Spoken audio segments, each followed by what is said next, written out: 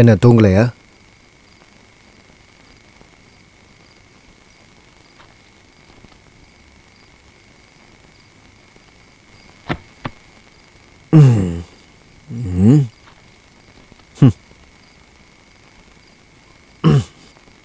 நமக்குள்ள சண்டை வந்து கோச்சிக்கிட்டு போனாலும் அங்கே போனதுக்கப்புறம் இங்கே திரும்ப வரணும்னு தோணுச்சு.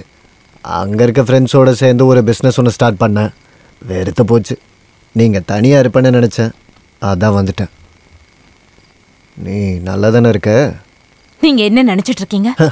நான் என்ன நினைக்கிறேன்னா, வரப்போகிற காலத்தில் குழந்தை குட்டிங்களோட இங்கேயே இருக்கலான்ட்டு இருக்கேன். புருஷன் பொண்டாட்டிக்குள்ளே சண்டை வரதெல்லாம் உலகத்தில் சகஜம்.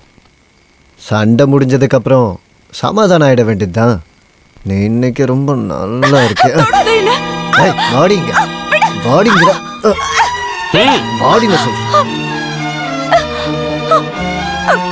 ஓ, நீங்களும் இங்கே தான் இருக்கீங்களா? யாரோ வந்திருக்காங்கன்னு தெரிஞ்ச உடனே அது நானா இருக்குன்னு நினைக்கலல்ல?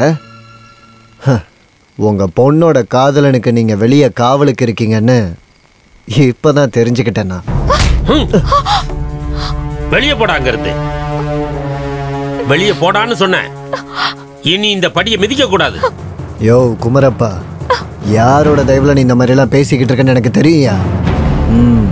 நடக்கட்டும். இல்ல, குமாருக்கு அந்த ரகசியத்தை சொல்ல போறீங்கன்னு கேள்விப்பட்டேன். நான் சொல்றதை கேளுங்க. ஆளை கைமாத்துறது குமாரா இருக்காது. ஒருவேளை குமாரை தேர்ந்தெடுத்தீங்கன்னா அவன் உயிரோடவே இருக்க மாட்டான். கொஞ்ச நேரத்துக்கு முன்னாடி என்னையா சொன்ன? வெளியே போன போறேன். ஆனா நீயே என் வீட்டுக்கு வந்து என் காலில் விழுந்து இங்க கூட்டிட்டு வந்து எனக்கு பொறுப்பு ஒப்படைப்ப. எழுதி வச்சுக்க.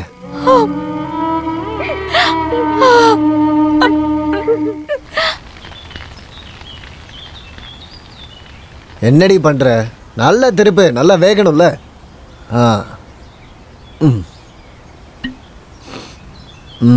இது அவ்வளோ நல்லா இல்லடா. இது வேற சரக்குண்ணே.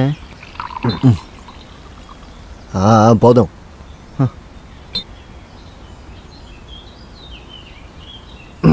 சக்கரபாணின்னு பரமு. யாரு பரமுவா? பார்த்து ரொம்ப நாளாச்சு. ஜெயில நல்லா தானே இருந்த பரமு? நல்லதான் இருந்த. சாட்சியும் ப்ரூஃபும் இல்லைன்னா ஒருத்தனை கொலை பண்றதுக்கு 6 வருஷம் தண்டனை. அது நல்லா இருக்கு. 4 பேர் பார்த்துட்டாங்கன்னா தண்டனை 12 வருஷம்.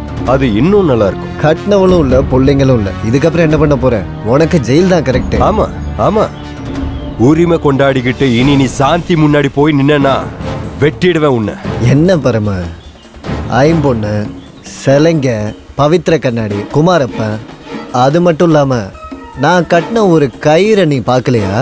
அவ கழுத்துல தாலியோட சேர்த்து கட்டின ஒரு மஞ்ச சரடு. அந்த சரடை அறுத்து போடுன்னு சாந்தி கிட்ட ஒரு வார்த்தை நான் சொன்னா போதும். அப்படின்னா போய் சொல்லி பாரு. ஒரு வாட்டி அவ என்கிட்ட சொன்னா. அப்புறம் என்னாச்சு? 3 மாசம் கர்ப்பமா இருந்த அவளை நான் என்ன பண்ணேன்னு தெரியும்ல? நிறுத்துறா. உருகி இருக்கிற பித்தளைய வார்ப்புல ஊத்தும் போது ஊத்துற திசையும் மூச்சும் ஒரே மாதிரி இருக்கணும். ஊத்துறவங்கள ஒருத்தன் தடுமாறினாலும் அது நம்மளையே அழிச்சிடும். அது சில செய்யறவங்களோட முறை. ஆனா நீ அந்த குடும்பத்தோட வாழ்க்கையில விளையாண்டுருக்க. மறந்துட. யாரு மறந்தா? இன்னொரு தடவை எல்லாருக்கும் எல்லாத்தையும் ஞாபகப்படுத்திட்டு இந்த சக்கரபாணி கிளம்பிடும். அப்படி திரும்பி போறதுக்கு நீ இருக்க மாட்டடா. எல்லாரோட வாழ்க்கையும் கெடுத்துட்டு அன்னைக்கு நீ தப்பிச்சிட்ட. போனதெல்லாம் போகட்டும்னு மறுபடியும் கஷ்டப்பட்டு புது வாழ்க்கையை அமைச்சுக்கிட்டு இருக்க. சக்கரபாணி, என்கிட்ட விளையாடுன உன்னை கண்டந்துண்டமா வெட்டிட்டு தான் நான் போவேன். 6 வருஷம் இருந்த ஜெயில ஆயுள் முழுக்க நான் இருப்பேன்.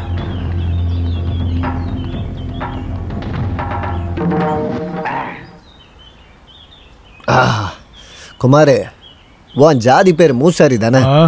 ஏன் அப்படி கேட்குற? ஆமாவா இல்லையா? ஆமா. உங்களோட ஜாதியில ஒருத்தன் ஒருத்திக்கு தாலி கட்டிட்டான்னா கடைசி வரைக்கும் அவன் கூட தான் இருக்கணும் இல்லையா? ஆமா. அப்படிதானே? அப்போ நான் தாலி கட்டின பொண்ணு ஜெகதா. பரமு கூட போய் வாழ்ந்தா என்ன அர்த்தம்? ஜெகதா அப்படிப்பட்டவ இல்ல. அவளை பத்தி அப்படி பேசாத. அப்புறம் பரமு. நீ எப்போ இருந்த பரமுவோட ஆளானு? பரவாயில்ல. ஆனா எனக்கு உரிமையுள்ள சொத்து, நான் கட்டின பொண்ணு எனக்கு வேணும். அதை நீதான் வாங்கி தரணும். சக்கரபாணி, நீ என்ன கொல்லாம கொன்னுட்ட. உனக்காக நான் என் கூட பிறந்தவங்களுக்கே துரோகம் பண்ணிட்டேன். இருந்தும் அந்த ரகசியம் எனக்கு உரிமையான ஒண்ணு. வேணும்னு சொன்னா பிச்சைக்கார பயல, இவ்வளவு நாளா நான் உழைச்சு கஷ்டப்பட்டு கொன்னுடுவேன்.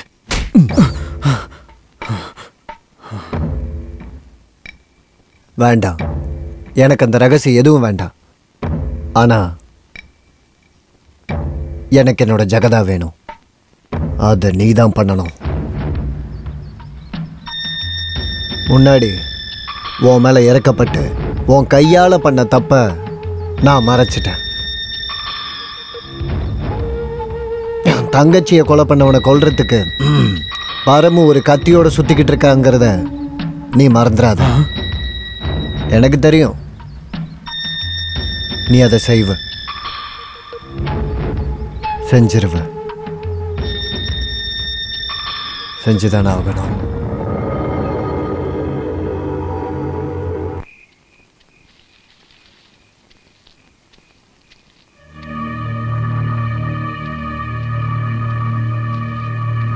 டேய் நில்றா.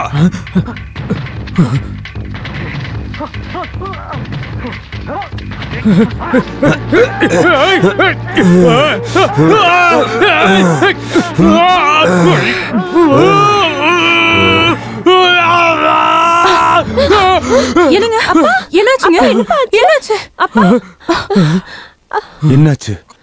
என்னாச்சுப்பா? கனவு கண்டிருக்காரு. காலையில எந்திரிச்சு சாமி கும்பிடணும்னு சொன்னா யாரு கேக்குறீங்க?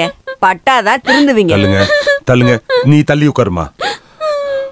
ஈஸ்வரா, அம்மா அம்மா மகவாயி காப்பாத்துங்கம்மா. நல்லா சாமி கும்பிட்டு படுத்துக்க, சரியா?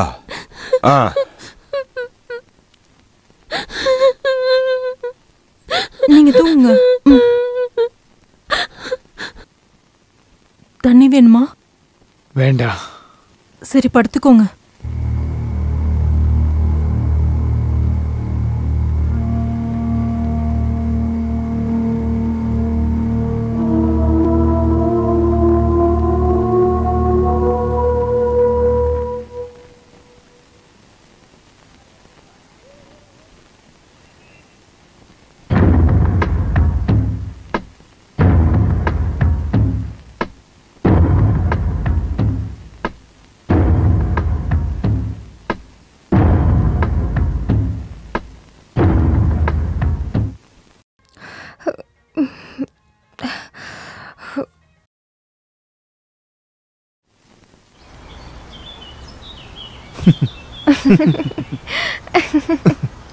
நீங்க எனக்கு கிடைக்கலனா நான் என்ன செய்வேன் தெரியுமா? வேற ஏதாவது ஒரு நல்ல ஆசாரியா பார்த்து நீ கல்யாணம் பண்ணிப்ப. வேற என்ன? அதுக்கு நான் இன்னொரு வாட்டி பிறக்கணும். உங்க கூட வாழ முடியலனா அப்ப பாருங்க நான் என்ன பண்றேன்னு. உனக்கு என்ன எவ்வளவு பிடிக்கும்? எவ்வளவு எவ்வளவு பிடிக்கும்?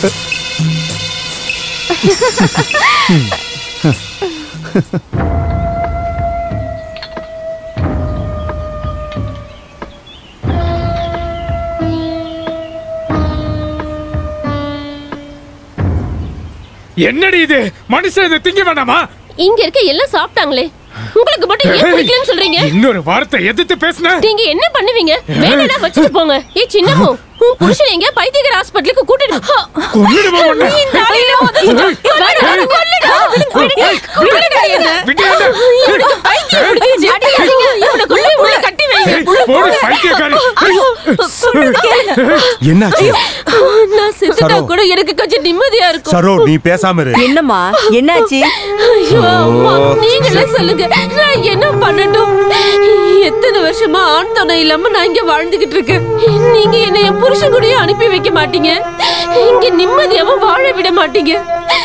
நான் செத்துருவேன். பாருங்க, ஒரு நாள் நான் சாகதான் போறேன். நீ இது மாதிரி பேச ஆரம்பிச்சு ரொம்ப நாள் ஆகுது.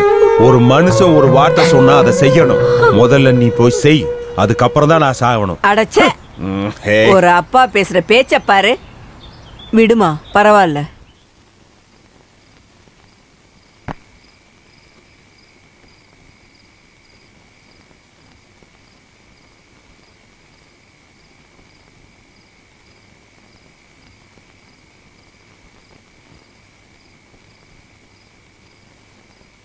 உங்களுக்கு அப்படி தோணி இருக்குங்க.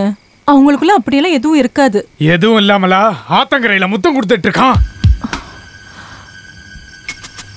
என்னோட தலையெழுத்து இந்த ஜென்மத்துல ஒரு கண்ணாடி கூட செய்ய முடியலையேன்னு கவலையில இருக்க.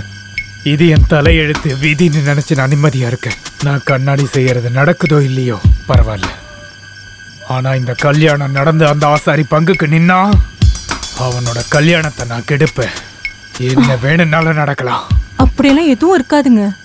நம்ம பரமக்கிட்ட லேட் பண்ண வேண்டாம், இப்பயே சொல்ல போறேன்.